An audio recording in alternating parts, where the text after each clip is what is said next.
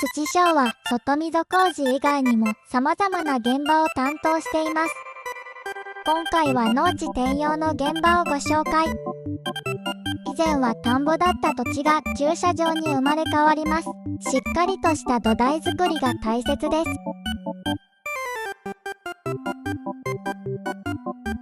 改良中。採石入れ。